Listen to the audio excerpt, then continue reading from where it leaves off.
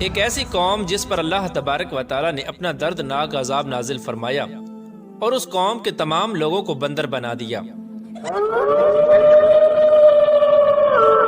اس قوم کے لوگ کون سا ایسا گناہ کرتے تھے جس کی وجہ سے اللہ تبارک و تعالی نے ان پر دردناک عذاب نازل فرمایا، اور یہ لوگ بندر بننے کے بعد کتنی دیر زندہ رہے اور پھر ان کو کس قدر دردناک موت آئی۔ جب یہ لوگ بندر بن گئے تو یہ لوگ اپنے عزیز و اقارب کو دیکھ کر ان سے کیا کہتے تھے، اور کیا آج کے دور میں پائے جانے والے بندر اسی قوم کی نسل میں سے ہیں؟ ان تمام تر سوالات کے جوابات قرآن و حدیث کی روشنی میں آج کی اس ویڈیو میں ہم آپ کو بتائیں گے، لہٰذا آپ سے گزارش ہے کہ ہماری اس ویڈیو کو اینڈ تک ضرور دیکھیے گا۔ انسانوں کے بندر بننے کی ابتدا حضرت داؤد علیہ السلام کے دور سے ہوئی۔ اس واقعے کا پس منظر کچھ یوں ہے۔ حضرت داؤد علیہ السلام اور ان کی قوم سمندر کے کنارے ایلا نامی گاؤں میں رہتے تھے، اور ان کی تعداد 70,000 کے قریب تھی۔ یہ قوم بڑی ہی خوشحال تھی اور اللہ تبارک و تعالیٰ کی فرما بردار قوم تھی۔ اس قوم کو اللہ تبارک و تعالیٰ نے بے شمار نعمتوں سے نوازا تھا۔ ہر طرف سرسبز و شاداب باغات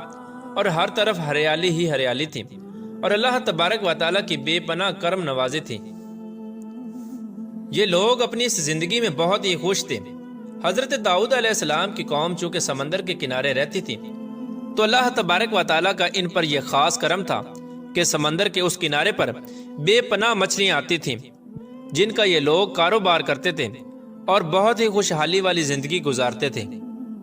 جب یہ قوم اللہ تبارک و تعالیٰ کی نعمتوں کی وجہ سے خوشحال ہو گئی تو اللہ تبارک و تعالیٰ کی نافرمانی پر اتر آئی اور طرح طرح کے گناہوں کے اندر مبتلا ہو گئی۔ اور پھر ایک دن اللہ تبارک و تعالیٰ نے اس قوم کا امتحان لینے کا ارادہ کیا اور حضرت داؤد علیہ السلام کو وحی بھیجی کہ اپنی قوم سے کہہ دیں کہ وہ سنیچر کے دن یعنی ہفتے والے دن مچھلی کا شکار کرنا بند کر دیں۔ اس طرح اللہ تبارک و تعالیٰ نے حضرت داؤد علیہ السلام کی قوم پر ہفتے والے دن مچھلیوں کا شکار حرام فرما دیا، اور پھر یہاں سے اس قوم کی بربادی شروع ہو گئی۔ حضرت داؤد علیہ السلام نے اپنی قوم کو بتایا کہ اللہ تبارک و تعالیٰ نے ہفتے والے دن مچھلیوں کے شکار کو حرام قرار دے دیا ہے، تو وہ لوگ بہت ہی زیادہ پریشان ہو گئے اور ساری قوم سر جوڑ کر بیٹھ گئی، کیونکہ ہفتے کا دن ہی وہ دن تھا جس میں مچھلیاں وافر مقدار میں آتی تھیں اور خود بخود کنارے پر آ جاتی تھیں، اور باقی دن ایسے تھے کہ بہت کم اور نہ ہونے کے برابر مچھلیاں پکڑی جاتی تھیں۔ اس قوم کا گزر بسر چونکہ مچھلیوں کے شکار پر تھا، اس وجہ سے اللہ تبارک و تعالیٰ کا یہ حکم سن کر یہ قوم پریشان ہو گئی۔ یہ نہیں جانتے تھے کہ اللہ تبارک و تعالیٰ کی طرف سے یہ ایک آزمائش ہے۔ پھر ایک دن شیطان نے ان کو وسوسہ ڈالا کہ سمندر سے نالیاں نکال کر خشکی میں بڑے بڑے حوض بنا لیے جائیں۔ جب ہفتے والے دن مچھلیاں آئیں گی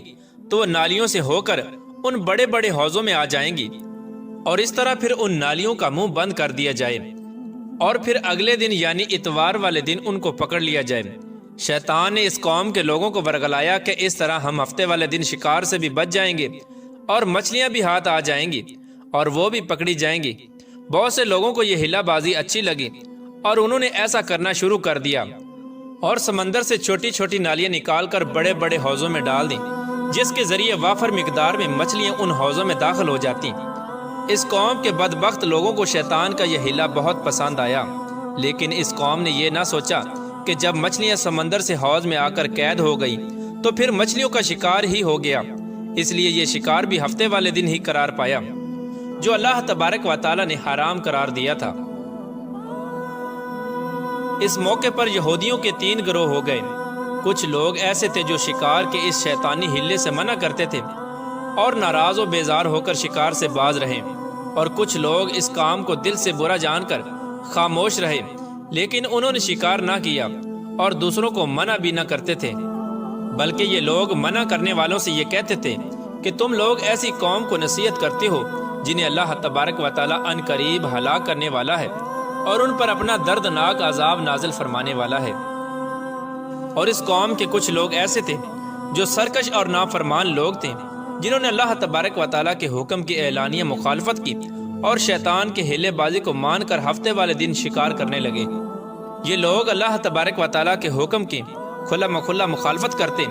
اور ہفتے والے دن مچھلیوں کا شکار کر کے ان کو کھایا کرتے اور بیچا کرتے۔ پیارے دوستو، حضرت داؤد علیہ السلام کی قوم کے 1200 ایسے نافرمان افراد تھے جو منع کرنے کے باوجود بھی ہفتے کو ان نالیوں کے ذریعے شکار کرتے رہے۔ حضرت داؤد علیہ السلام نے ان 1200 نافرمانوں کو اللہ تبارک و تعالیٰ کے عذاب سے ڈرایا کہ وہ اللہ تبارک و تعالیٰ کی اس نافرمانی سے باز آ جائیں، لیکن وہ لوگ باز نہ آئے اور کھلے عام شکار کرنے لگے۔ چنانچہ وہ لوگ جو اس بات کو برا جانتے تھے،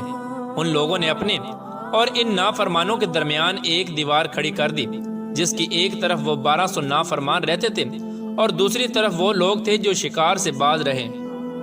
حضرت داؤد علیہ السلام نے اپنی اس قوم کے نافرمانوں کو بارہا سمجھایا، لیکن یہ لوگ اپنی نافرمانی سے باز نہ آئے اور اسی طرح اللہ تبارک و تعالیٰ کی نافرمانی کرتے رہے اور شکار کرتے رہے۔ پھر ایک دن حضرت داؤد علیہ السلام نے غضبناک ہو کر شکار کرنے والوں پر لعنت فرما دی۔ اس کا اثر یہ ہوا کہ ایک دن خطا کاروں میں سے کوئی بھی اپنے گھر سے باہر نہ نکلا۔ یہ منظر دیکھ کر کچھ لوگ ان کی دیواروں پر چڑھ گئے تاکہ معلوم ہو سکے کہ وہ لوگ کس حال میں ہیں۔ جب ان لوگوں نے ان نافرمانوں کو دیکھا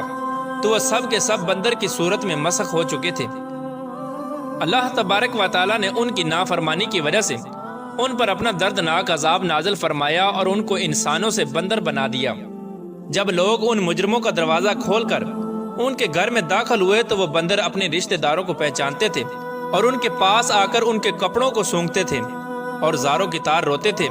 لیکن وہ کچھ بول نہ سکتے تھے۔ اللہ تبارک و تعالیٰ کے ان نافرمان بندر بن جانے والے لوگوں کی تعداد 12,000 تھی۔ ان 12,000 لوگوں نے اللہ تبارک و تعالیٰ کی نافرمانی کی اور اللہ تبارک و تعالیٰ نے ان کو بندر بنا دیا، جس طرح کہ اللہ تبارک و تعالیٰ سورہ بقرہ میں ارشاد فرماتا ہے، اور بے شک ضرور تمہیں معلوم ہے تم میں کہ وہ جنہوں نے ہفتے میں سرکشی کی تو ہم نے ان سے فرمایا کہ ہو جاؤ بندر دھتکارے ہوئے۔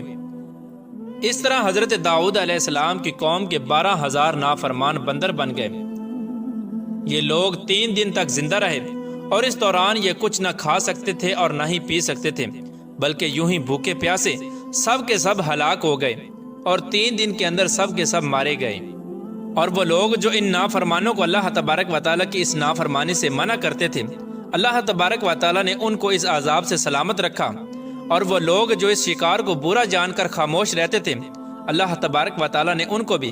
اس عذاب سے سلامت رکھا۔ پیارے دوستو، اب بات کرتے ہیں کہ آج کے دور کے بندروں میں سے کیا کوئی بندر ان کی نسل میں سے بھی موجود ہے،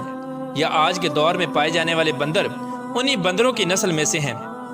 اس کے متعلق روایات میں آتا ہے کہ حضرت عبداللہ بن مسعود رضی اللہ تعالیٰ عنہ سے روایت ہے کہ حضور پاک صلی اللہ تعالیٰ علیہ وآلہ وسلم سے کسی نے سوال کیا کہ آج کے بندر کیا حضرت داؤد علیہ السلام کی قوم سے ہیں؟ تو حضور نبی کریم رؤوف الرحیم صلی اللہ تعالیٰ علیہ وآلہ وسلم نے ارشاد فرمایا کہ اللہ تبارک و تعالیٰ جس قوم پر عذاب بھیجتا ہے یا ان کی شکلوں کو مسخ کرتا ہے تو یہ عذاب انہی پر ہوتا ہے جن پر وہ عذاب نازل ہوا تھا، اور اس کے بعد اللہ تبارک و تعالیٰ ان لوگوں کو ہلاک کر دیتا ہے اور ان کی آگے نسل نہیں بڑھتی۔ اس لیے یہ بات غلط ہے کہ کچھ لوگ یہ سوچتے ہیں کہ آج کے بندروں میں بھی حضرت داؤد علیہ السلام کی قوم کے بندر بننے والوں کی نسل موجود ہے۔ ایسا کچھ بھی نہیں ہے۔ وہ لوگ صرف اور صرف 3 دن زندہ رہے اور اس کے بعد سب کے سب ہلاک ہو گئے، اور اللہ